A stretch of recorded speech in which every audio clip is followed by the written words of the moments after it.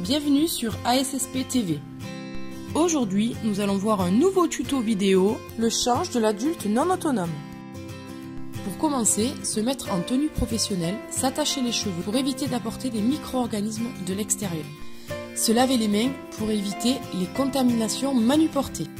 Pour réaliser ce soin, les matériels et produits nécessaires sont 2 serviettes de toilette, une pour sécher le pubis et assurer la pudeur, une pour sécher le siège, 2 gants de toilette, un pour la toilette du pubis, un pour la toilette du siège, une cuvette pour rincer le gant après le lavage, du savon, une paire de gants à usage unique pour éviter les contaminations avec les liquides biologiques, une protection adaptée à la taille et à la corpulence de la personne, une alaise jetable, un panier de linge sale pour évacuer le linge, de la solution hydroalcoolique pour assurer l'hygiène des mains du soignant et éviter les contaminations, une chiffonnette et un détergent désinfectant pour effectuer l'entretien.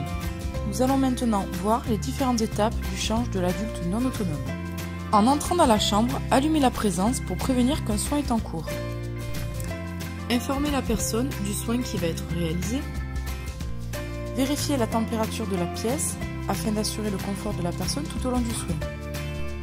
Procédez au nettoyage et à la désinfection de l'adaptable. Organisez l'espace afin de travailler dans des conditions optimales. Allez chercher le matériel et l'installer sur l'adaptable. Déposez le panier de linge sale au pied de l'adaptable. Rapprochez la poubelle pour évacuer la laise et la protection sale lors du soin. Une fois le matériel et l'espace installés, procédez à une friction hydroalcoolique pour éviter les contaminations. Adaptez la hauteur du lit pour travailler de façon ergonomique. Remplir la bassine d'eau à la température souhaitée par la personne. Faire tester la température de l'eau à la personne avant de commencer le soin.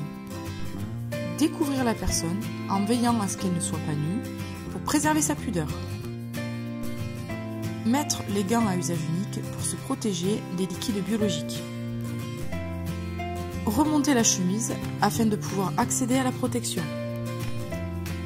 Dégrafer la protection et la rabattre sous le siège de la personne en veillant à retirer le maximum de sel s'il y en a. Mouiller le gant, y déposer une noisette de savon et le faire mousser. Savonner du pubis vers l'anus chez la femme.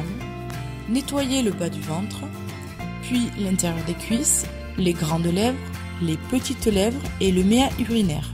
N'oubliez pas de tourner le gant entre chaque passage. Chez l'homme, nettoyer le bas-ventre, puis l'intérieur des cuisses, la verge en décalotant pour bien nettoyer les replis du prépuce, et enfin les bourses. N'oubliez pas de tourner le gant entre chaque passage. Rincez aussi souvent que nécessaire en respectant le même ordre. Déposez le gant dans le panier de linge sale. Séchez avec la première serviette en tamponnant pour éviter les irritations de la peau. Vérifiez que le pubis, les plis des cuisses soient bien secs pour limiter les macérations. Une fois le séchage du pubis terminé, laissez la serviette pliée en deux sur le pubis pour assurer la pudeur de la personne. Changez l'eau de la cuvette en respectant les souhaits de la personne pour la température. En partant, n'oubliez pas de monter la barrière. Installez la personne en décubitus latéral en lui demandant de se tenir à la barrière. Retirez la protection en veillant à ne pas perdre de matière fécale s'il y en a. Laissez la laisse jetable pour protéger la literie de l'humidité au cours du soin. Jetez la protection dans la poubelle, prendre le deuxième gant, le mouiller et y déposer une noisette de savon.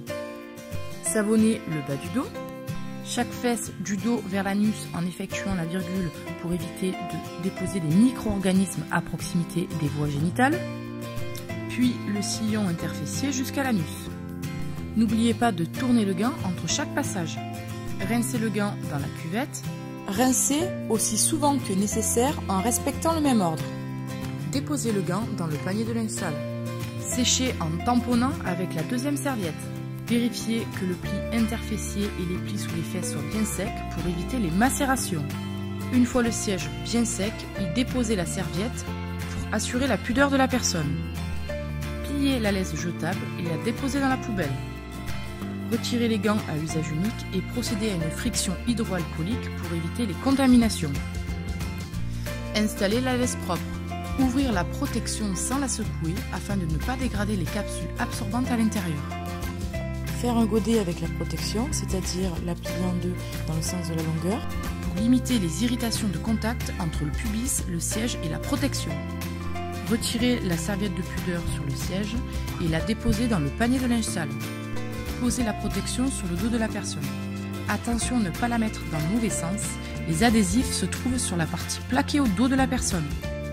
Réinstallez la personne en décubitus dorsal en veillant à ce qu'il y ait le moins de plis possible. Retirez la serviette de pudeur sur son pubis et la déposez dans le panier de linge sale. Rabattre la protection sur le pubis. Attention à la position du pénis chez l'homme. Positionnez correctement la protection et attachez les adhésifs. Réajustez la chemise de la personne. La couvrir. La réinstaller selon ses souhaits et ses désirs. Descendre le lit afin d'assurer la sécurité. Ranger le matériel et les produits personnels de la personne.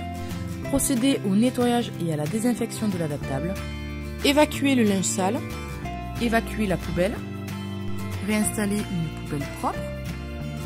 En sortant, n'oubliez pas d'éteindre la présence. Dans la salle de soins, procédez à un lavage des mains. Et surtout, n'oubliez pas les transmissions.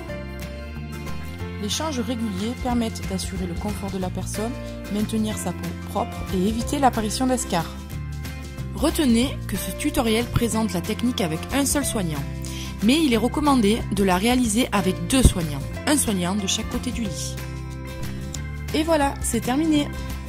J'espère que ce tuto vous permettra de mieux appréhender les différentes techniques du secteur médico-social. À bientôt pour un nouveau tuto.